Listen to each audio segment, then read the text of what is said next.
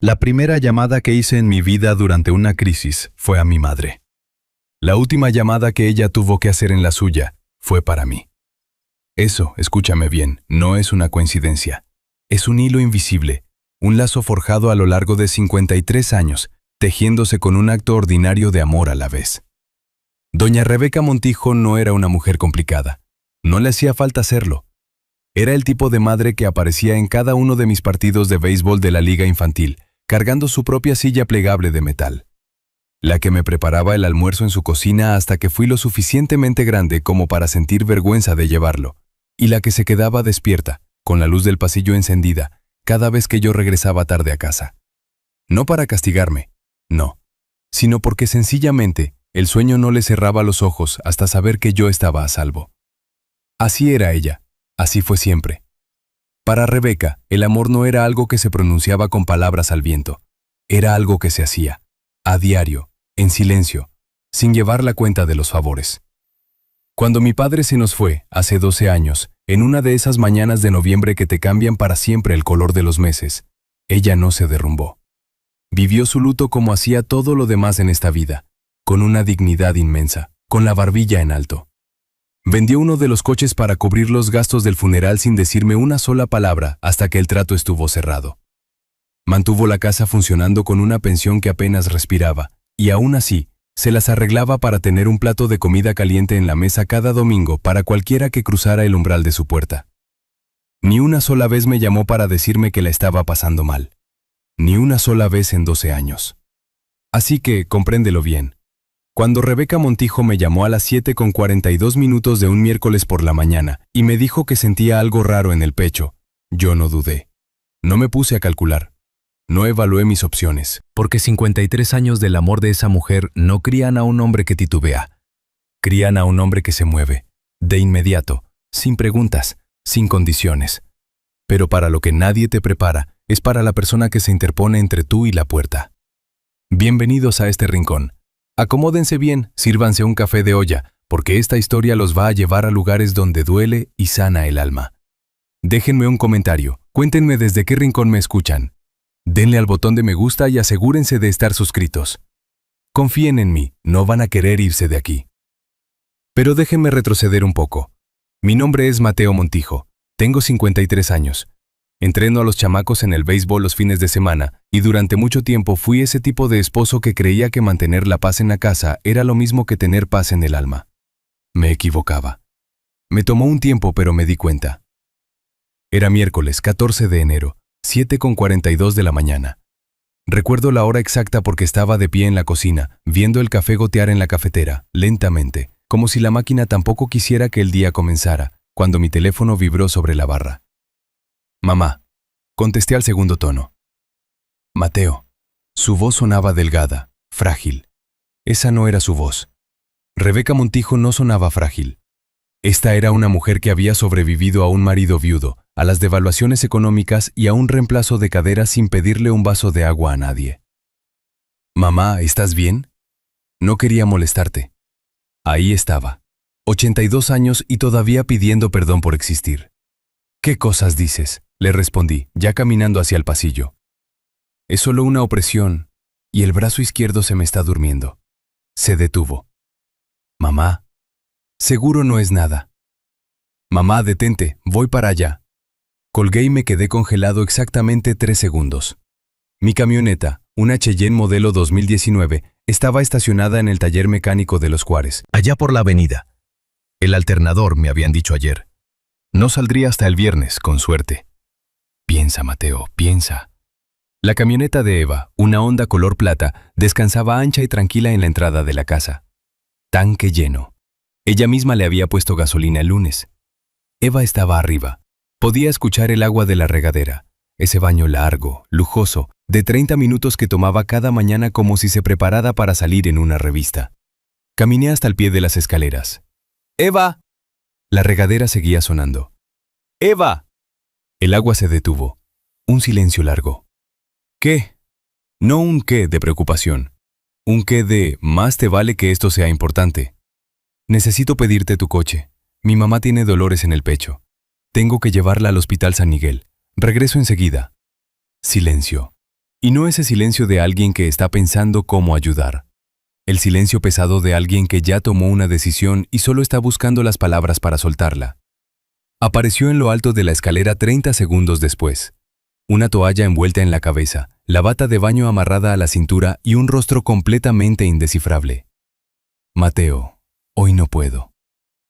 Eva, mi mamá tiene dolores en el pecho, el brazo izquierdo. Ya te escuché. Se recargó contra el marco de la puerta y cruzó los brazos. Llama a una ambulancia. No le gustan las ambulancias, tú lo sabes. La pasó muy mal cuando mi papá... Entonces llámale a alguien más. Ya se estaba dando la vuelta hacia la recámara. Tengo una cena con Joana y las amigas esta noche, y todavía me espera un día entero de trabajo. No voy a gastar todo mi día sentada en la sala de espera de un hospital. Me quedé quieto, completamente inmóvil.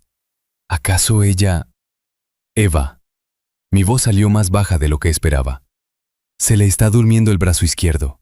Se detuvo, giró a medias y me miró con una expresión que se me quedaría grabada en la memoria hasta el último de mis días. No era preocupación, no era culpa, era molestia. Es tu madre, Mateo, no la mía. Una pausa que heló el aire. Resuélvelo. Y se metió a la recámara. La puerta no se azotó, y creo que eso dolió más. Un portazo habría significado que había emoción en sus venas, pero la cerró suavemente, como si me acabara de decir que nos quedamos sin leche para el desayuno, como si el brazo entumecido de una mujer de 82 años fuera un pequeño conflicto de agenda para el que ella no tenía espacio. Me quedé ahí un momento, solo un latido. Luego saqué mi teléfono.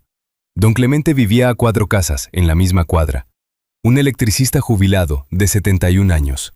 Manejaba un Tsuru viejito, impecable, que había visto días mejores pero que jamás fallaba por las mañanas. Igualito que su dueño. Era la clase de hombre que todavía te saludaba apretándote la mano con firmeza. Él y mi madre se conocían desde hacía más de 20 años. Estuvo en el funeral de mi padre, en primera fila. Contestó al primer tono. Mateo, ¿qué pasó, muchacho?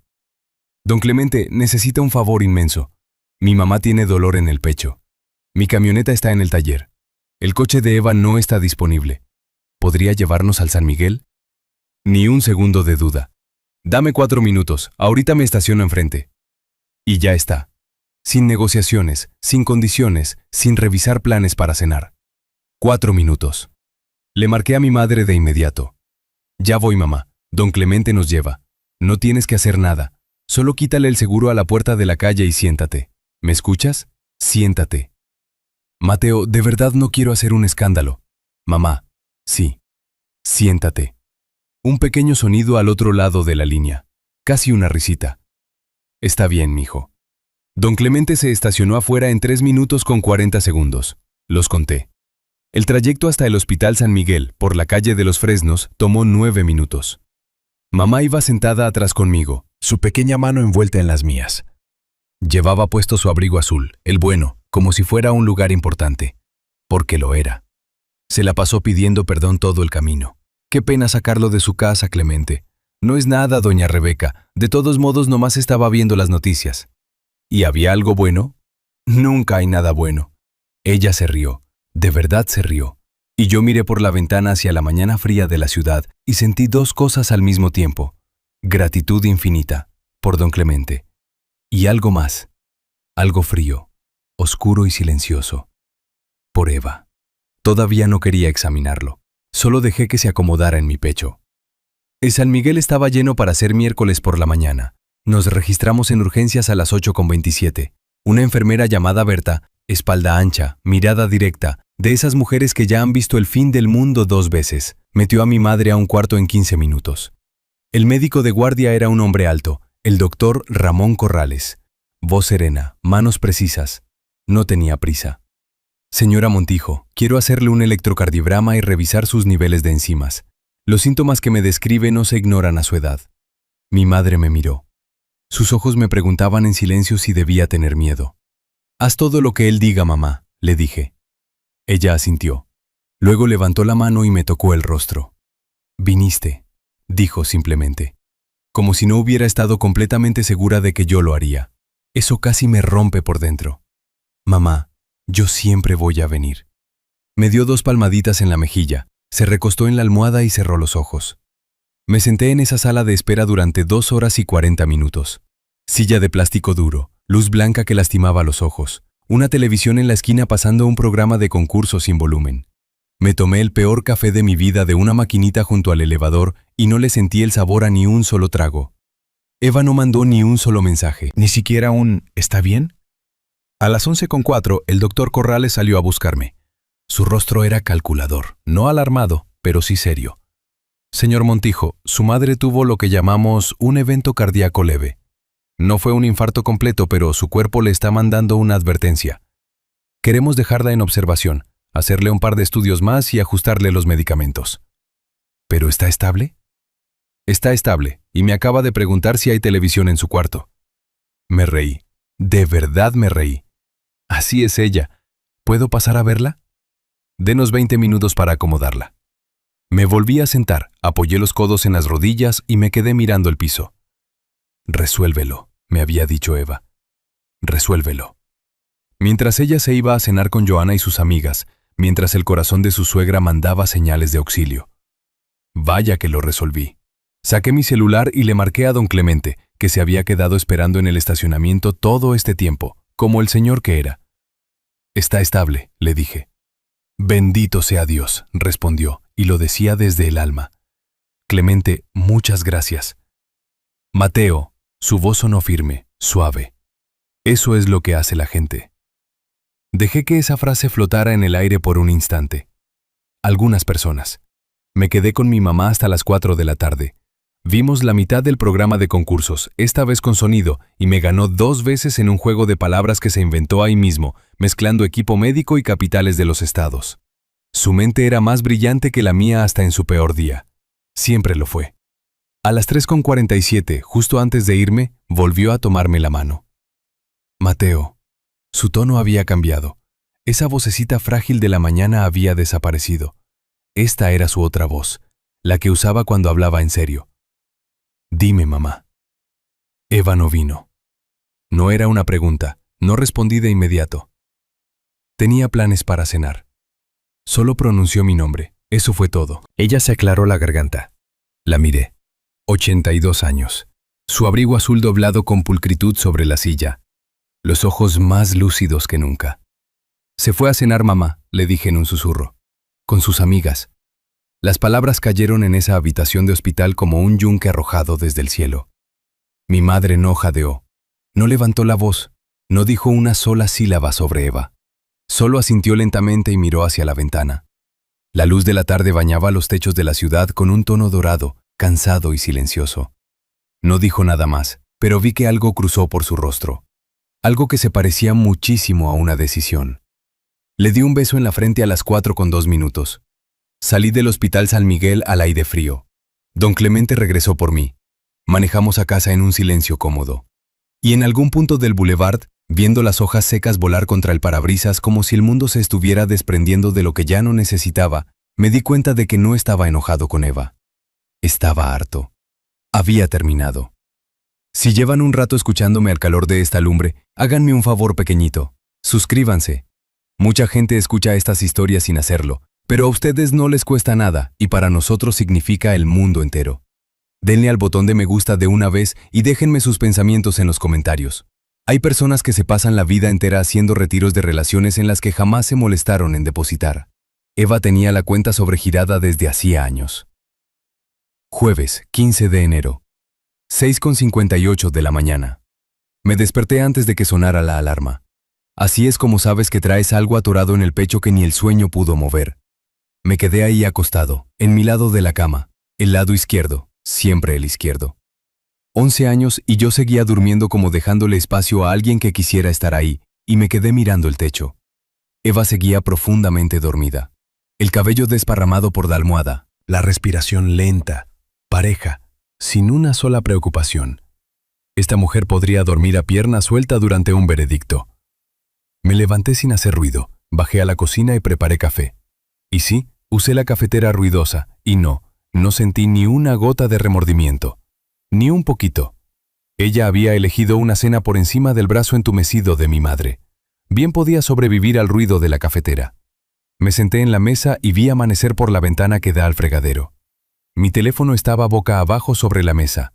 Lo volteé. Ningún mensaje del San Miguel.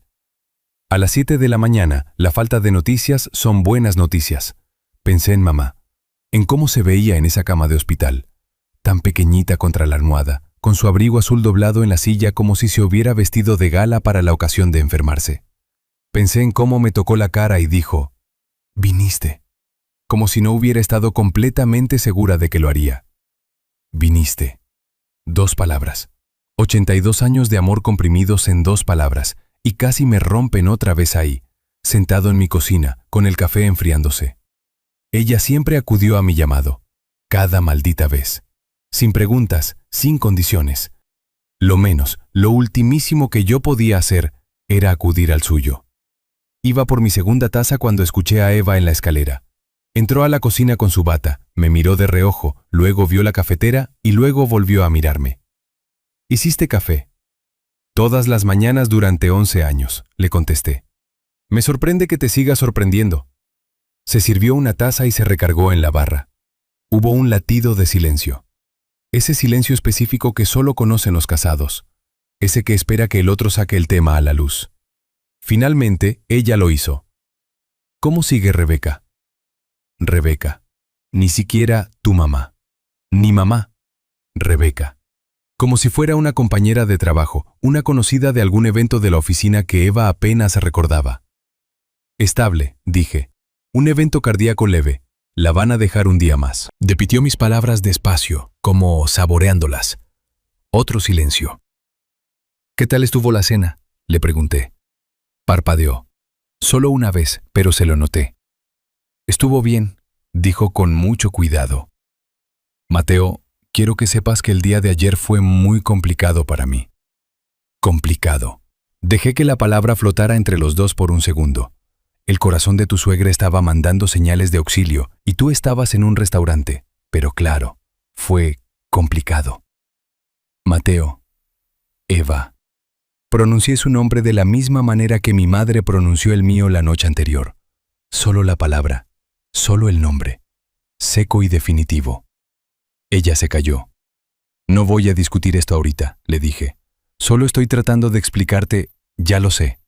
Me puse de pie y enjuagué mi taza. «Te escuché la primera vez, ayer, al pie de la escalera. Tomé mi celular, mi chamarra, mis llaves, las llaves de repuesto porque mi camioneta seguía en el taller y caminé hacia la puerta». «¿A dónde vas?», me preguntó. «A ver a mi madre». No miré hacia atrás. Don Clemente me llevó de nuevo. No hizo preguntas, no dio opiniones. Solo manejó, con una mano en el volante y la radio tocando bajito música ranchera. Hay un tipo de amistad muy particular que no necesita palabras para funcionar. Clemente y yo la teníamos. Siempre la tuvimos. Nos estacionamos en el San Miguel a las 8:40. «Aquí voy a estar», me dijo, aclarándose la garganta. «Clemente, hombre, no tienes que hacerlo». «Mateo». Me miró por encima de sus lentes. «Aquí voy a estar. Hay personas que siempre están. Tomen nota de quiénes son. Escríbanlo en piedra». Mi madre estaba sentada en la cama cuando llegué a su cuarto. Ya tenía color en las mejillas. Esa voz delgada se había esfumado por completo. Llevaba puesto su propio camisón. Rechazó la bata del hospital después de la primera noche, cosa que, la verdad, le respeté muchísimo. Tenía puestos sus lentes de lectura y un librito de crucigramas abierto en el regazo. 8 letras. Soltó en el instante en que crucé la puerta. Traición. Me quedé clavado en el marco de la puerta, mirándola. Levantó la vista por encima de los lentes con el rostro más inexpresivo que he visto en un ser humano. «Para el crucigrama, Mateo». Me solté riendo con tantas ganas que la enfermera se asomó desde el pasillo. «Perfecto», le dije, dejándome caer en la silla junto a su cama. «Perfecto». Contó los cuadritos, lo anotó y asintió con profunda satisfacción. «Siempre fuiste el listo de la familia». «Soy tu único hijo, mamá». «Y aún así eres el listo». Nos quedamos así un buen rato, tranquilos, en paz.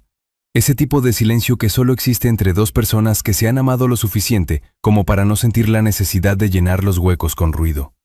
Resolvió 2 pistas más. Yo me tomé ese café espantoso del hospital y no me quejé. Porque estar sentado en esa habitación con ella, aunque fuera en una silla de plástico duro, bebiendo algo que sabía a arrepentimiento, Era exactamente donde yo quería estar, donde siempre querría estar. Entonces cerró el librito, lo dejó en la mesa de noche y cruzó las manos sobre su regazo. Bueno, aquí vamos. Quiero llamar a Pablo esta mañana, me dijo. Pablo Loria. El licenciado Pablo Loria, abogado de la ciudad, 31 años de experiencia. Él había manejado el testamento de mi padre. Él había redactado el testamento de mi madre hacía 6 años. Un hombre astuto, preciso. El tipo de abogado que escuchaba más de lo que hablaba, lo cual, en mi experiencia, es más raro de lo que debería. Mantuve la voz serena. Está bien. He estado pensando, continuó ella, desde anoche. Mamá, no tienes que... Mateo Andrés Montijo. El nombre completo. Los 3. No escuchaba los 3 desde que tenía 17 años y llegué a casa 40 minutos después de la hora de permiso. No termines esa oración. Cerré la boca. Me miró con esos ojos claros, inquebrantables. La luz de la mañana entraba por la ventana, más suave hoy. La hacía ver más joven, de algún modo. O tal vez solo la hacía verse exactamente como ella misma. Exactamente como la mujer que me empacaba el almuerzo, que se quedaba despierta esperándome, que vendió un coche a escondidas y que preparó la comida de los domingos durante 34 años en la casa de la calle Bugambilias. Mi madre, la única constante en mi vida. He trabajado toda mi vida, dijo en voz baja. Tu padre y yo nos apretamos el cinturón, ahorramos y nos privamos de cosas para que lo que construyéramos significara algo, para que fuera a parar a un lugar que valiera la pena. Hizo una pausa. A las personas que están presentes. No dije una sola palabra. Eva no estuvo presente, Mateo. Lo sé. Y no solo ayer. Levantó su libro de crucigramas, no para resolverlo, solo para sostener algo. No estuvo en el rezo de tu padre. No estuvo cuando me operaron de la cadera y necesitaba que me llevaran a rehabilitación. No estuvo en la Navidad de hace 2 años, cuando me dio aquella gripa fuerte y tuviste que dejar la cena para venir a verme. Levantó la mirada. Y no estuvo ayer, cuando mi corazón me estaba fallando. Se fue a cenar. Cada ejemplo cayó como una piedra pesada en un charco de agua quieta, hundiéndose lentamente, llegando hasta el fondo. Porque tenía razón, siempre tuvo razón, y yo me había pasado años inventando excusas. Mateo, no estoy enojada, dijo. Y lo increíble es que era verdad, no lo estaba. Su voz era un remanso de paz, firme como una mano sobre la Biblia. Simplemente soy exacta.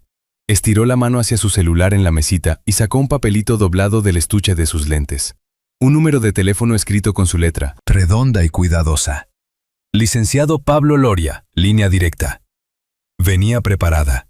Mi madre no tomaba decisiones por impulso. Esto se venía cocinando desde mucho antes de esta visita al hospital. ¿Quieres que me salga del cuarto?, le pregunté. Lo pensó un momento. Luego dijo, no, quédate. Quédate. Una sola palabra, y todo dentro de mí se volvió quietud y agradecimiento. Marcó a las 9:22. Él contestó al segundo tono. Pablo Loria, a sus órdenes. Pablo, habla Rebeca Montijo. Espero no agarrarlo muy temprano. Doña Rebeca. Su voz se volvió cálida de inmediato. Nunca es temprano para usted. ¿Cómo está? Estoy en el hospital, de hecho, en el San Miguel.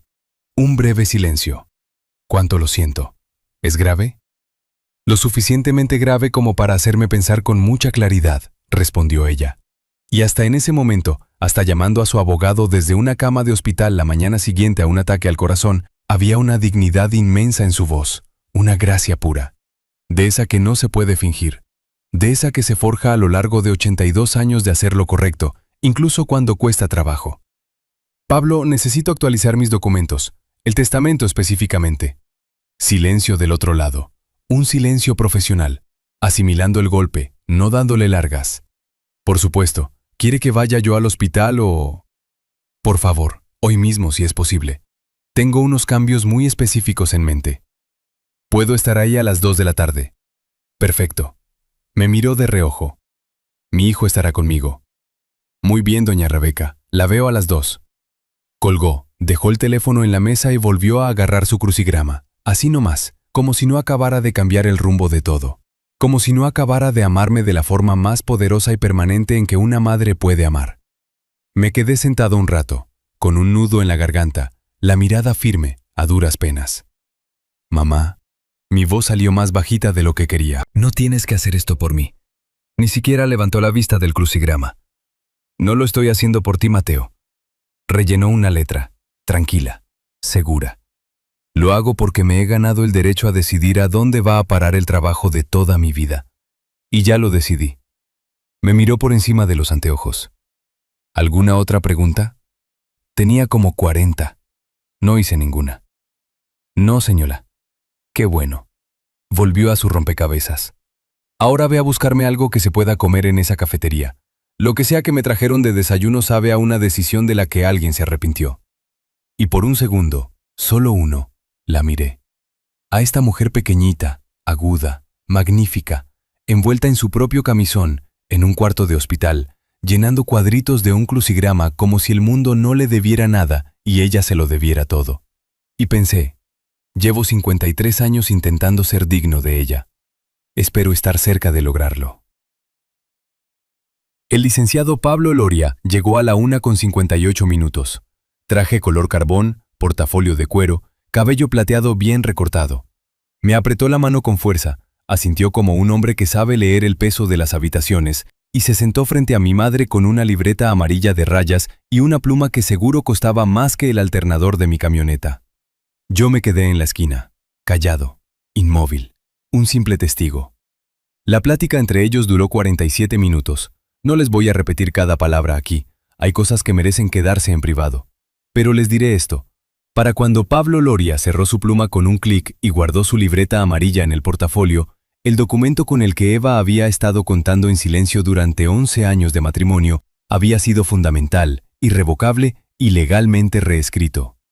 La casa en la calle Bugambilias, que mi madre había terminado de pagar en el 2009, para Mateo.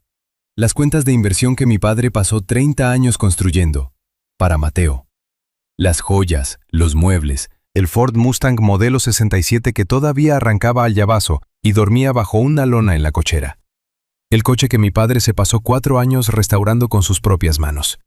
El coche que todavía olía a él en las tardes de calor cuando abrías el portón. Para Mateo. Y 400,000 pesos destinados, peso por peso, al refugio de animales del Camino Real. Porque Rebeca Montijo había sido voluntaria ahí cada tercer sábado durante los últimos 11 años. Porque esa era la clase de mujer que era.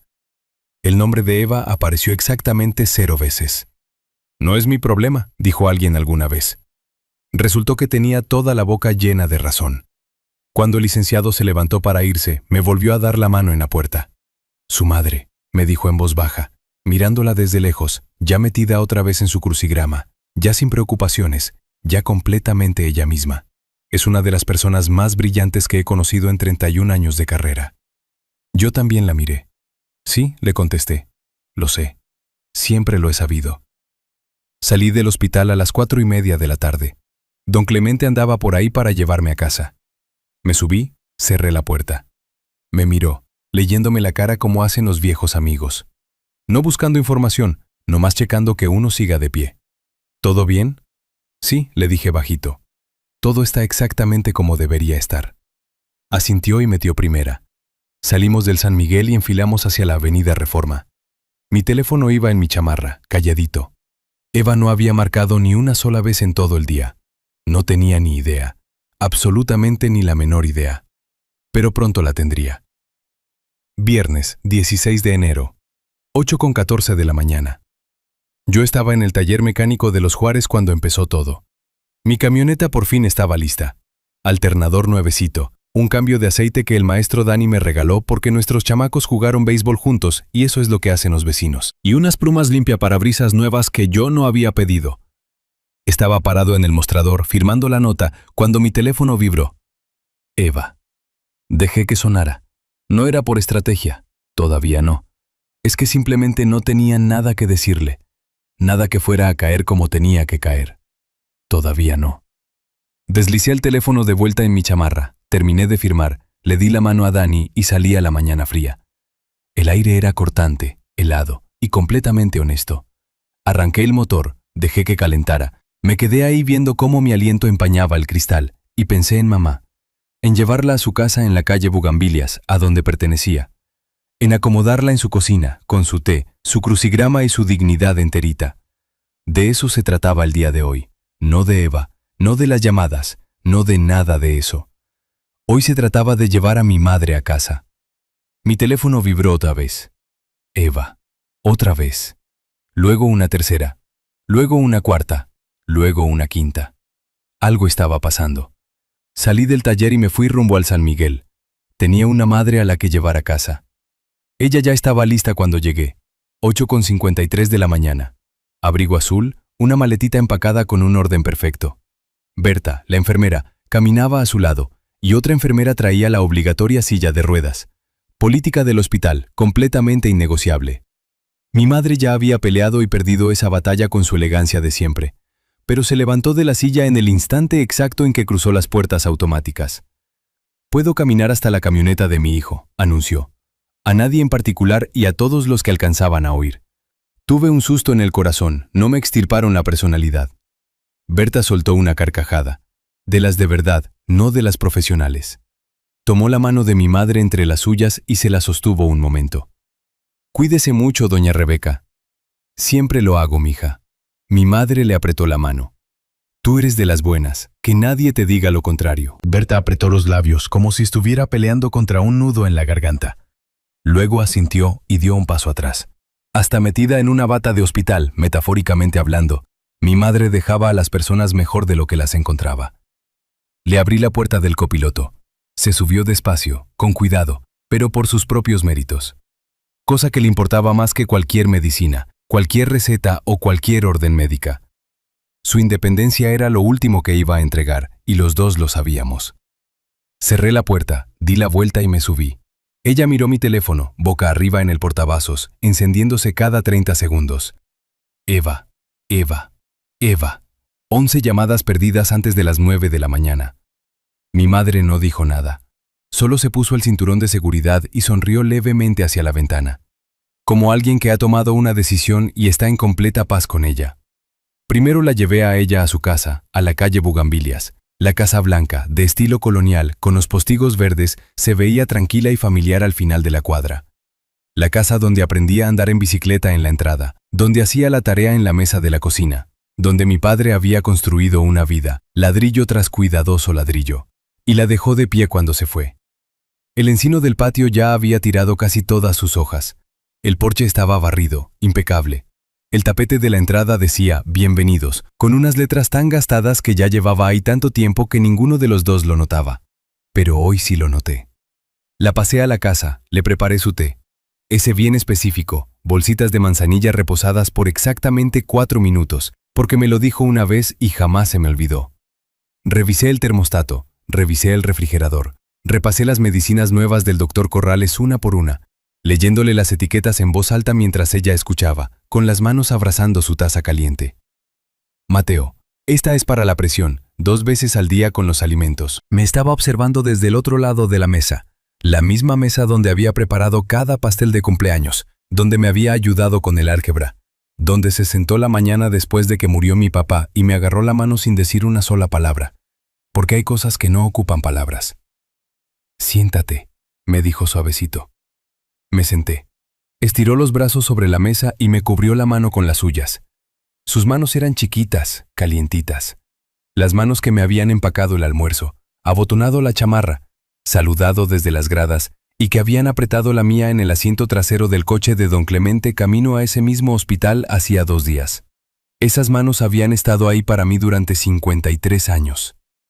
«Necesito que me escuches», me dijo. «Te escucho, mamá. Lo que hice, lo del testamento, no lo hice para castigar a Eva». Sus ojos eran firmes, transparentes. No había coraje en ellos, ni una gota de amargura. Solo la verdad, entregada como ella siempre lo hacía. Sencilla, cálida y completamente inamovible. Lo hice porque era lo correcto. Porque tu padre y yo construimos algo juntos, y eso le pertenece a alguien que entienda lo que realmente significa construir algo con otra persona. Me apretó la mano una vez. ¿Tú entiendes eso? Sí, lo entendía hasta los huesos. Y Mateo, su voz bajó un tonito, no más suave, sino con más peso. Necesito que pienses en tu vida, no en el dinero, no en nada de esto. Hizo un ademán vago hacia la nada, hacia todo. En si eres feliz, en si te aman de la manera en que mereces ser amado. Se me quedó viendo un largo rato. porque llevas mucho tiempo presentándote solo a las batallas, mi niño. Y un hombre como tú, un hombre que siempre da la cara, merece tener a alguien al lado cuando lo hace. La cocina se quedó en un silencio absoluto. Afuera, en la calle Bugambilias, pasó un coche despacito. El refrigerador zumbaba. A lo lejos, un perro ladró 2 veces y se cayó. Judé, lo que ella dijo era verdad. Cada maldita palabra. Se me cerró la garganta. Me ardieron un poquito las esquinas de los ojos. No le quité la mirada de encima. Sí, le contesté, y mi voz salió rasposa, bajita y completamente honesta. Lo sé, mamá. Asintió una sola vez, despacio, como si eso fuera exactamente lo que necesitaba escuchar. Luego me dio 2 palmaditas en la mano, igualito que como me había tocado la mejilla en el hospital, y me soltó. Bueno. Levantó su taza, le dio un traguito y la volvió a bajar. Ahora, ¿vas a contestar ese aparato o no? Mi teléfono estaba vibrando en la mesa, entre los dos. Eva. Llamada número 29. Lo miré. Miré a mamá. Ella levantó una ceja. Agarré el teléfono, lo puse boca abajo y dejé que vibrara contra la madera hasta que se rindió. Todavía no, le dije. La comisura de sus labios se movió, apenitas. Todavía no, repitió en voz baja, como saboreando la paciencia que traían esas palabras. Vengo a darme una vuelta en la noche, le dije, y mañana en la mañana. Y todas las mañanas después de esa. Hizo un ademán con la mano. Ya sé que lo harás. Lo digo en serio, mamá. Mateo. Me miró por encima de los lentes. Se los había puesto en algún momento sin que yo me diera cuenta. Sé que lo dices en serio. Siempre lo has dicho en serio. Salí de la calle Bugambilias a la 1:15 de la tarde. Manejé a casa, hacia la avenida Reforma. Me estacioné en la entrada, detrás de la camioneta Honda gris de Eva. Me quedé sentado en mi camioneta 1 minuto entero. 34 llamadas perdidas. 34. Entré a la casa. Eva estaba en la sala, sentada en la pura orillita del sillón, con su ropa de oficina, agarrando el celular con las 2 manos como si fuera lo único sólido que quedaba en el mundo. Levantó la vista en el instante en que crucé la puerta. Tenía los ojos rojos, desvelados. Algo en su rostro había cambiado de una forma que yo nunca le había visto. Esa compostura tan cuidadosa que llevaba puesta como si fuera una segunda piel, se había resquebrajado. Y debajo de ella, asomaba algo que se parecía mucho a una mujer que se había pasado todo el día dándose cuenta exactamente de lo que había hecho. «Qué bueno», dijo una vocecita silenciosa en el fondo de mi cabeza. «Quédate ahí un rato». Mateo se paró de un brinco. «Te he estado llamando todo el maldito día». «Lo sé», le respondí. Colgué mis llaves en el gancho junto a la puerta y pensé en la noche del miércoles. Pensé en mi madre acostada en esa cama de hospital, con monitores pegados al pecho y un suero en el brazo. Pensé en el electrocardiograma, en las enzimas, en la cara seria del doctor Corrales diciéndome que su cuerpo le estaba mandando una advertencia. Y pensé en la cena de Eva y sus amigas. Pensé en cómo se pasaban la canasta del pan mientras el corazón de mi madre trastabillaba en la oscuridad. Dejé que eso se asentara en mi pecho por exactamente 1 segundo. Luego miré a mi esposa. ¿Lo sabías? La voz se le quebró en la última palabra. ¿Lo del testamento? ¿Sabías lo que iba a hacer? No, Eva, no lo sabía. Me giré para encararla por completo. Me enteré junto con todos los demás. Se llevó los dedos a la boca, intentando recomponerse. Cuando volvió a hablar, su voz era más baja, más controlada, pero por debajo, enredado en cada palabra como un alambre tensado a punto de reventar, había miedo. Miedo del de verdad. Ese que llega cuando las consecuencias por fin alcanzan a las decisiones. Me sacó por completo. Hablaron del despacho de Pablo Loria para confirmar que los cambios estaban registrados, y yo... Mateo, ¿entiendes lo que esto significa? Todo lo que estábamos esperando. Eva. Mi voz sonó tranquila, más firme de lo que jamás la había escuchado. Entiendo perfectamente lo que significa. Entonces habla con ella. La compostura se le volvió a resbalar, un poquito. Pídele que lo reconsidere. Dile que fue un malentendido, que yo iba a ir al hospital. Es que yo solo... ¿Tú solo qué? Se calló. Di un paso hacia ella. No agresivo, no enojado. Solo presente. Completamente, silenciosamente presente. De una forma en la que no lo había estado en años. Porque por fin ya no tenía nada que proteger. Tú solo te fuiste a cenar con Joana y las amigas, le dije. mientras mi madre estaba en una cama de urgencias con un evento cardíaco, mientras yo estaba sentado en una silla de plástico en una sala de espera, tomando café de máquina bajo una luz blanca. Hice una pausa. Mientras don Clemente se quedó sentado en su coche en el estacionamiento por 3 horas, porque eso es lo que hace la gente. El color se le fue escurriendo de la cara despacito, completamente, como el agua vaciándose de un vaso. Rebeca tomó su decisión, le dije, de la misma manera en que tú tomaste la tuya. Clara, deliberadamente y sin pedirle permiso a nadie. Mateo, por favor. Ella se ha pasado 82 años dando la cara y estando presente. Mi voz no subió de volumen. No hacía falta. Por mi padre, por mí, por cada persona a la que ha amado. Nunca, ni una sola vez en su vida, ha escogido irse a cenar por encima de alguien que la necesitaba. Miré a Eva durante un largo rato. Simplemente, por fin dejó de esperar que los demás hicieran lo mismo. La sala se quedó en un silencio sepulcral. Eva me miró. Me miró de verdad, tal vez por primera vez en años. Y vi cómo algo atravesaba su rostro. Ya no era solo miedo. Era algo más hondo que el miedo. Era esa mirada específica de una persona que, por fin, ha comprendido por completo el tamaño de lo que acaba de perder. No el dinero, no el testamento. A mí. Por fin entendió que me había perdido. Y el hombre que estaba parado frente a ella, tranquilo, con la mirada clara, las llaves en la mano y el corazón por fin en paz, no era el mismo hombre que se había quedado al pie de las escaleras el miércoles por la mañana, todavía con la esperanza de que ella dijera que sí. Ese hombre ya no existía. Su teléfono vibró en su mano. Bajó la mirada. El nombre de mi madre brillaba en la pantalla. Volvió a mirarme, con los ojos muy abiertos, con algo que podría haberse parecido a la esperanza. La miré de vuelta por exactamente un segundo, y lo sentí. El último hilo de eso a lo que me había estado aferrando durante 11 años, por fin se soltó. No con coraje, con algo más silencioso, con liberación. Agarré mis llaves del gancho. Voy a ir a ver cómo sigue mi madre, le dije. Abrí la puerta de la calle. El aire de la ciudad me dio en la cara.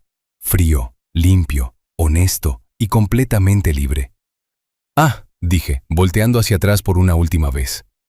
Eva estaba parada en medio de la sala, con el teléfono en la mano, el nombre de mi madre brillando en la pantalla, y el peso de 38 llamadas de consecuencias escrito en cada línea de su rostro. La miré por un segundo, y no sentí nada más que claridad. Yo que tú contestaba esa llamada. Cerré la puerta detrás de mí y solté el aire. Un suspiro de esos que vienen de un lugar tan profundo que ni siquiera sabías que lo estabas aguantando. Me quedé en el porche un momento. El aire de enero me golpeó la cara, frío, limpio y honesto, y una sensación se posó sobre mí que no había sentido en años. Claridad. No enojo, no amargura. No la rabieta caliente de un hombre que ya se hartó. Solo claridad. La claridad silenciosa e inconfundible de un hombre que por fin, después de años de decirse a sí mismo que todo estaba bien, después de años de limar asperezas, tragarse las cosas y dormir del lado izquierdo de la cama dejándole espacio a alguien que jamás se acercó, por fin veía su vida exactamente como era. Yo no había estado casado durante 11 años. Había estado aguantando durante 11 años. Y hay una inmensa diferencia.